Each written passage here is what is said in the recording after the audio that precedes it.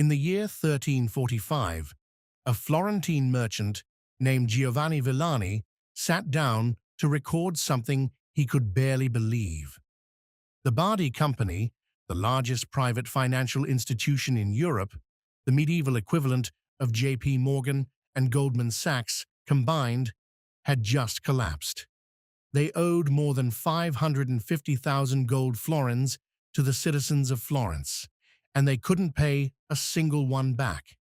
But the Bardi weren't alone. The Peruzzi had already fallen. Dozens of smaller firms were dragged down with them. Private citizens, ordinary people who had entrusted their life savings to these banks, woke up one morning to discover their wealth had simply vanished. Villani wrote that the total debt owed by the King of England to these Florentine banks was 1,365,000 florins, a sum he described as the value of an entire kingdom. This wasn't just a banking crisis. It was the beginning of the worst economic depression Europe would experience for the next 600 years, and the lessons it teaches about money, power, and survival are so relevant to today that it's almost uncomfortable. Here's what happened, and what you need to know. To understand why the richest banks in Europe collapsed, you need to understand one man, Philip IV of France, known as Philip the Fair. Philip had a problem that every over-leveraged government eventually faces. His expenses were growing faster than his revenues. He was fighting wars on multiple fronts: a brutal conflict with England over the province of Gascony in the 1290s, and then the wars in Flanders that culminated in one of the most humiliating defeats in French history. At the Battle of the Golden Spurs in 1302, Flemish infantry massacred the elite French cavalry, thousands of knights dead. These wars were ruinously expensive, and Philip had a second problem. He had picked a fight with the Pope himself, trying to tax the clergy to pay for his military campaigns. This conflict would eventually lead to the arrest of Pope Boniface VIII in 1303, and the relocation of the entire papal court to Avignon under French control. So Philip did what desperate governments have done throughout history. He debased the currency. Between the late 1290s and 1303, Philip systematically reduced the precious metal content of French coins, effectively wiping out roughly 2/3 of the currency's real purchasing power. Prices soared. Trust in money collapsed. Trade slowed. But debasement wasn't enough. Philip needed a bigger score. On Friday, October 13th, 1307, Philip launched one of the most coordinated financial raids in history. Every Templar commandery in France was simultaneously raided. The Knights Templar, a military religious order that had evolved into something very close to an international bank, were arrested en masse. The charges were heresy, idolatry, obscenity. The real reason was money. The Templars held vast assets, hundreds of commanderies across Europe, farms, vineyards, mills, urban real estate, and, critically, enormous reserves of gold and silver. They accepted deposits from kings, nobles, and merchants. They transferred funds between their outposts, functioning as an early form of international wire service. And Philip owed them money. By 1312, the Pope formally dissolved the order. On paper, most Templar assets were transferred to the Knights Hospitaller. In reality, the French crown seized the liquid wealth, the gold, the silver, the cash, and used it to cover its debts. The depositors who had trusted the Templars with their wealth, many of them never got it back. This was the first domino. A sovereign had just demonstrated that when a government is desperate enough, private wealth is not private at all. Now let's move to Florence, the financial capital of the medieval world. Two families dominated European banking in the early 1300s, the Bardi and the Peruzzi. these weren't small operations. The historian Edwin Hunt calls them super companies. The Peruzzi had branches in London, Paris, Bruges, Naples, Avignon, and throughout the eastern Mediterranean. They traded wool, grain, cloth, and spices. They collected papal taxes. They lent money to kings. The Bardi were even larger, the single biggest private financial institution in Europe. And both of them had made the same catastrophic bet. They had lent enormous sums to Edward III of England to finance his campaigns in the 100 Years' War. According to Villani, who was himself a Florentine banker, Edward owed the Bardi 900,000 gold florins and the Peruzzi 600,000. Whether these exact numbers are inflated is debated by historians, but the scale of the exposure is not. These banks had concentrated a staggering proportion of their capital in loans to a single sovereign borrower. And then Edward stopped paying. Between 1340 and 1342, repayments slowed and then ceased. The English crown effectively defaulted. The Peruzzi were functionally bankrupt by 1343. The Bardi followed in January 1345. But here's where it gets truly destructive.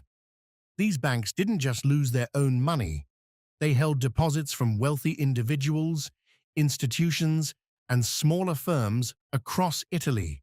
When the super companies went down, they took everyone with them. Villani wrote, "Many other, smaller companies and private persons who had entrusted their property to the Bardi, the Peruzzi, and other bankrupts went under in the crash. The credit networks that financed Mediterranean trade, wool from England, grain from southern Italy, spices from the east, were shattered. Employment cratered. The financial system of Europe was, in Villani's words, destroyed by the cursed and greedy thirst to make gain." Think about that for a second. 700 years ago, a chronicler was describing a financial crisis caused by excessive leverage, concentrated sovereign exposure, and contagion through interconnected credit networks. Does that sound familiar? And here's what made it even worse. The economy was already weakened before the banks fell. From 1315 to 1322, Northern Europe had endured the Great Famine. Consecutive years of crop failures had cut grain harvests by roughly 50%. In one English village, Milton Abbas, wheat that sold for 5 shillings a quarter in 1313 had soared to 40 shillings by mid-1315, an 8-fold increase. In parts of what is now France, wheat prices spiked by more than 300%. Salt prices quadrupled because wet weather destroyed the evaporation works needed to produce it. William Chester Jordan, who wrote the definitive study of the famine, described the period as a combination of widespread hunger, class warfare, epidemic disease, frighteningly high mortality, and unspeakable crimes. An estimated 10 to 15% of Northern Europe's population died. Then in 1347, just 2 years after the Bardi collapse, the Black Death arrived. It would kill between 30 and 50% of Europe's entire population. So the timeline was: famine weakens the economy, a banking crisis destroys the credit system, and then a pandemic delivers the final blow. The 14th century wasn't just a depression, it was a civilizational stress test. Now here's the part that actually matters for you and me. Because in every crisis, some people lose everything, and some people come through stronger. The 14th century is no exception. And the patterns of survival are remarkably consistent with what we see today. When the Bardi and Peruzzi banks collapsed, the people who were destroyed were overwhelmingly those whose wealth existed as paper claims, deposits in bank accounts, shares in trading companies, credit notes backed by royal promises. But here's the twist. The Bardi and Peruzzi families themselves remained among the wealthiest in Florence throughout the 1350s. Their banking firms were bankrupt. Their family wealth was not. Why? Because wealthy Florentine families didn't keep everything in one basket. According to the research of Hunt and Deruva, elite families typically held a portfolio that included urban houses in Florence, agricultural estates and farmland, shares in trading companies, financial instruments like bills of exchange and government bonds, and physical reserves of gold and silver. When the bank failed, the deposits were wiped out. But the land was still there. The houses were still there. The rents kept coming in. The families who had diversified across physical and financial assets survived the collapse of the financial system because their wealth wasn't entirely dependent on it. The private citizens who lost everything, they were the ones whose entire net worth was a line item on a banker's ledger, a promise that turned out to be worthless when the king decided not to pay. The lesson is 700 years old, and it has never changed. Paper claims are only as good as the institution behind them. Real assets don't need anyone's permission to exist. The Bardi family didn't just survive the crash, they eventually thrived again. And the reason is geographic diversification. Even before the 1340s collapse, the Bardi had been establishing branches and commercial outposts in cities across Italy and beyond. By 1338, they had secured commercial privileges from the King of Portugal. Over the following centuries, they expanded into Atlantic and Eastern trade routes, with family members operating as far away as Lisbon in the 1500s. The Medici took this even further. When Giovanni di Bici de' Medici founded the Medici Bank in 1397, he built it as a network of semi-independent branches across multiple political jurisdictions: Rome, Venice, Bruges, London, Milan, Geneva. Each branch maintained its own balance sheet. This meant that a political crisis in one city or a default by one borrower couldn't bring down the entire network. Raymond Deruva, the great historian of the Medici Bank, showed that this structure was deliberately designed to localize risk. If the London branch took a hit from an English king's default, which eventually did happen, the Rome branch, which was processing papal revenues, kept generating profits. The principle is clear. When your assets, income, and operations are spread across multiple jurisdictions, no single government, no single crisis, and no single default can wipe you out. This is perhaps the most important lesson. The Bardi and Peruzzi were destroyed because they had lent the majority of their available capital to a single sovereign borrower, Edward III. When he defaulted, they had no recovery mechanism. There was no bankruptcy court that could compel a king to pay. There was no international tribunal. Their money was simply gone. The Medici learned from this disaster. When they built their bank 50 years later, they deliberately avoided the trap of overlending to any single government. Their most profitable branch, Rome, derived its income not from loans to the Pope, but from managing the enormous deposits that the Church made. The Church deposited funds with the Medici. The Medici lent those funds out. The risk was distributed across many borrowers, not concentrated on one. As Deruva documented, the Rome branch operated without any initial working capital at all. The Church's deposits provided everything.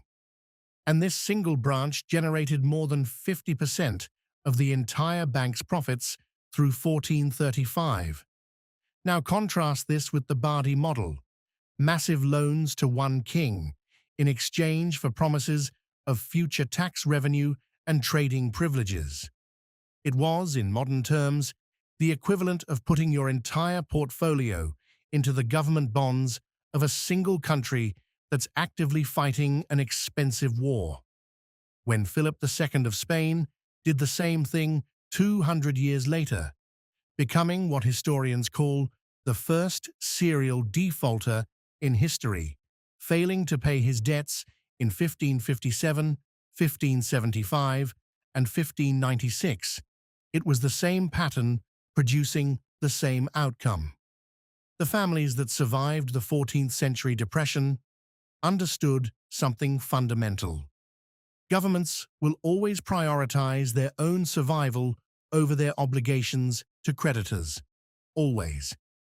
The 14th century also saw the rise of one of the most important financial innovations in history, the Bill of Exchange. A bill of exchange was essentially a written promise that allowed merchants to transfer money across borders without physically moving gold or silver. If you were a Florentine merchant with funds in Bruges, you could write a bill that your counterpart in Bruges would honor and your buyer in Florence would accept. No coins needed to travel. No wagon loaded with gold needed to cross bandit-infested roads. This innovation served multiple purposes. It enabled cashless settlements. It provided credit to merchants who needed time to sell their goods. It avoided the church's prohibition on usury because the interest was embedded in the exchange rate rather than stated explicitly. But there was a deeper function that's often overlooked. Bills of exchange made wealth portable. In an era when governments could, and did, seize physical treasure, the ability to hold your wealth as a claim against a trusted institution in another city was a form of protection. Your gold could be confiscated. Your bill of exchange, sitting in a ledger in Bruges, could not. The Medici and other survivors maintained what historians call network balances, assets, debts, and deposits distributed across their entire branch system. This was made possible by double-entry bookkeeping, another innovation that flourished in this period. Each branch tracked its mutual obligations precisely, which meant that the network as a whole could absorb local shocks without systemic collapse. This is the medieval equivalent of holding assets across multiple brokerages, in multiple currencies, under different legal jurisdictions. The technology has changed. The principle has not. So let's bring this forward 700 years. In February 2022, after Russia's invasion of Ukraine, the G7 nations froze approximately 260 billion euros, over $300 billion, in Russian central bank reserves. This is sovereign wealth, held in what Russia believed were safe custodial accounts in Western financial institutions. Overnight, those assets became inaccessible, the modern equivalent of Philip IV seizing the Templars' treasury.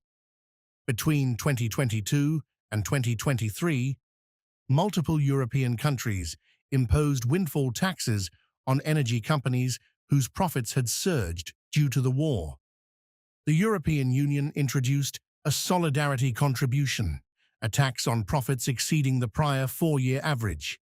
Italy, Spain, and the United Kingdom enacted their own versions. A government, facing fiscal pressure, identified a group with concentrated, visible wealth and took a share. Go back further.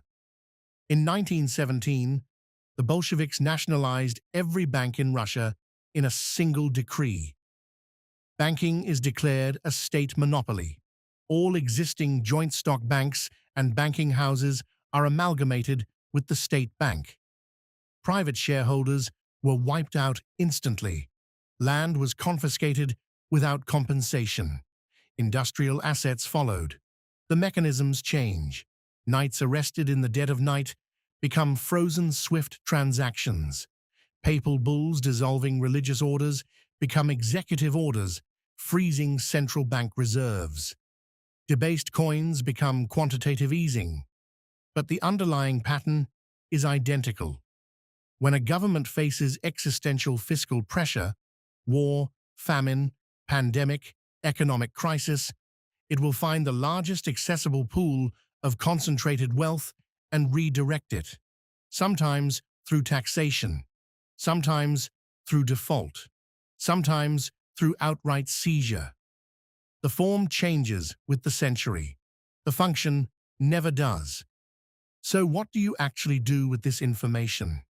The survivors of the 14th century, the Bardi family after their bank collapsed, the Medici who built on the ruins, the merchants who weathered both famine and plague, all followed the same playbook, whether they articulated it or not. First, never let your wealth depend entirely on someone else's promise. The depositors who lost everything in the Bardi collapse had outsourced the custody of their wealth to a single institution. When that institution failed, they had no fallback. Real assets, land, property, physical commodities, don't require a counterparty to validate their existence. Second, diversify across jurisdictions. The Bardi survived because their family wealth was spread across multiple cities and multiple countries.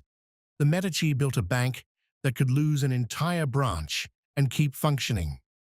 In a world where any single government can freeze assets, change tax codes, or default on obligations, geographic diversification isn't a luxury, it's a survival strategy. Third, be skeptical of concentrated sovereign exposure. The oldest and most repeatable pattern in financial history is this. Governments borrow during good times and default or inflate their way out during bad times. The Bardi bet everything on Edward III. The Spanish bankers bet everything on Philip II. In both cases, the governments survived. The creditors did not. Fourth, understand that crises are compounding. The 14th century wasn't destroyed by one event.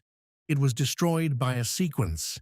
Famine, then banking collapse, then pandemic, each one amplifying the damage of the last. The economy that entered the Black Death in 1347 was already crippled by decades of financial and agricultural crisis. When you plan for risk, plan for the second and third shocks, not just the first. The Medici didn't become the most powerful family in Renaissance Italy because they were smarter than the Bardi or the Peruzzi. They became powerful because they watched what destroyed everyone else, and they refused to repeat it. They kept their bets small. They spread their branches wide. They avoided the seductive trap of lending everything to one powerful king. 700 years later, the financial world has been transformed beyond anything a Florentine banker could imagine. We have central banks and derivatives and blockchain and exchange-traded funds, but the fundamental dynamics haven't changed at all. Governments still overspend. Banks still overlend. Crises still compound. And the people who survive are still the ones who understood that the most dangerous phrase in finance isn't "this time is different." It's "the king will pay us back."